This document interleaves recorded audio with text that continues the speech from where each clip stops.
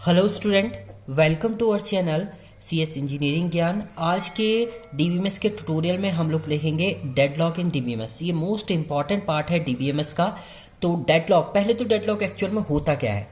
Deadlock एक ऐसी condition होती है जिसका कोई भी सॉल्यूशन नहीं है आपका। उसके लिए आपको पहले से ही प्रिकॉशन लेके चलनी पड़ेगी कि हमारा ये प्रोसेस हो, इस टाइप से ये एग्जीक्यूट करे, तभी आपका डेडलॉक नहीं आएगा। नहीं तो मैक्सिमम चांसेस होते हैं जब भी आप प्रोसेस करेंगे तो कुछ ना कुछ प्रॉब्लम जो होगी वो सिस्टम पे जनरेट हो जाएगी। तो पहले हम लोग कुछ पॉइंट देखते हैं, फिर मैं इसको प्रॉपर आपको एग्जाम्पल के थ्रू से डिफाइन करूंगा। ये टॉपिक आपका डीबीएमएस में भी है, सेम टॉपिक आपका ऑपरेटिंग सिस्टम में भी आएगा। ऑपरेटिंग सिस्टम में आपका जब शेड्यूल आप करते हैं प्रोसेस को तो उस समय आता है। यहाँ पर आप जब ट्रांजेक्शन करेंगे तो मल्टीपल ट्रांजेक्शन आप साथ में करें तो कुछ ना कुछ प्रॉब्लम आएगी कि एक ट्रांजेक्शन हुआ, दूसरा उसका वेट कर रहा है, तो वो कंडीशन आपकी डेडलॉक की होती है।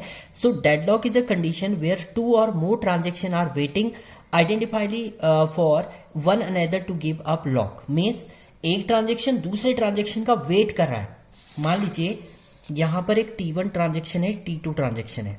T1 में आपने कुछ एक्शन परफॉर्म किया और T2 में आपने कुछ एक्शन परफॉर्म किया। मान लीजिए यहां पर हम लोग एक प्रोसेस आपने किया, P1 एक प्रोसेस है जिसके थ्रू आपका ट्रांजेक्शन T1 परफॉर्म हो रहा है, तो ये होल्ड है, ये इसको होल्ड है, सॉरी P1 ने इसे होल्ड किया है T1 को। ऐसी आपका दूसरा ट्रांजेक्शन एक P2 है प्रोसेस जिसने होल्ड किया है P2 को। होल्ड किया है, कोई दिक्कत नहीं है, अपना अपना ट्रांजेक्शन अभी परफॉर्म करें, कोई किसी को कोई भी इफेक्ट नहीं कर रहा है।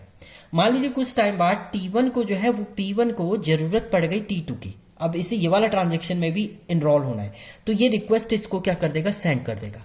इसने इसको रिक्वेस्ट सेंड कर दी, बट ये पहले से किसको होल्ड है, किसने होल्ड किया है, P2 ने होल्ड किया है। तो जब तक P2 इसे रिलीज नहीं करेगा ये इसे यूज नहीं कर सकता है।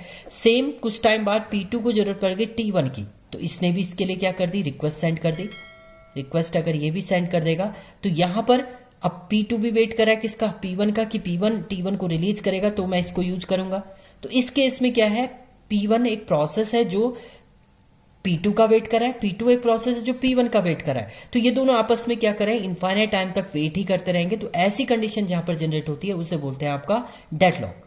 मतलब ऐसा लॉक आ गया जिसका अब सॉल्यूशन ही नहीं है, क्योंकि इन्हें नहीं पता है कि ये मेरी रिक्वेस्ट कर रहा है और इसने इसे होल्ड किया है और ये वेट कर रहा है। तो उस कंडीशन में आपका क्या होता है, डेडलॉक जनरेट हो जाता है। तो वही है यहाँ पर आपका कंडीशन होती है deadlock where two or more transaction are waiting identified for one infinite indefinitely, एक दूसरे को क्या करें, वेट करें जब तक वो क्या हो रहे हैं, एग्जीक्यूट नहीं होते हैं। तो अगर ये वेट ही करते रहेंगे तो ये इनफाइनाइट लॉ वेट में चले जाते हैं, जिसे हम लोग स्टारवेशन भी बोलते हैं। और आपका जो होता है ट्रांजेक्शन जो है वो कंप्लीट ही नहीं होगा कभी भी।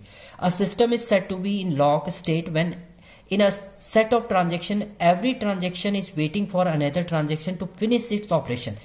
P1 वेट कर रहा है, P2 फिनिश करेगा तो मैं यूज करूंगा, P2 वेट कर रहा है, P1 फिनिश करेगा तो मैं यूज करूंगा। तो इस केस में क्या है, दोनों एक दूसरे का वेट कर रहे हैं, तो इस केस में आपका डेडलॉक जो है वो जनरेट हो जाता है। Deadlock is a state of a statement that may result when two or more transactions are each waiting for lock held by the other to the release। Means ये क्या कर रहा है, ये इसने इसे होल्ड करके रखा हुआ है, इसने इसे होल्ड करके रखा है, तो ये वेट कर रहा है कि वो होल्ड को छोड़ेगा, ये यहां से रिलीज करेगा तो मैं इसे यूज करूंगा।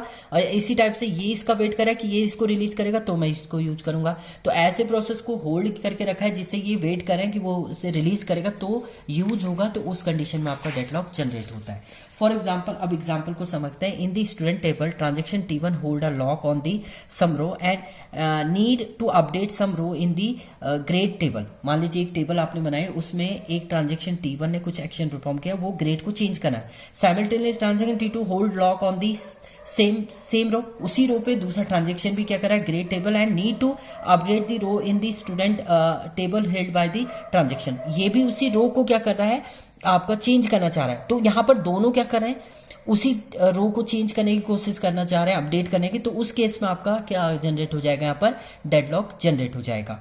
सो now the main problem arise, transaction T1 is waiting for T2 to release its lock and similarly transaction T2 is waiting for T1 to release it lock. जैसे आपका जब आप प्रोसेस करते हैं, ट्रांजेक्शन का पूरा प्रोसेस लिखते हैं कि रीड किया आपने, इसके बाद तो भी ट्रांजेक्शन किया, राइट किया, उसके बाद लॉक आपको करना होता है। लॉक का मीनिंग होता है कि आपका ट्रांजेक्शन कंप्लीट हो गया।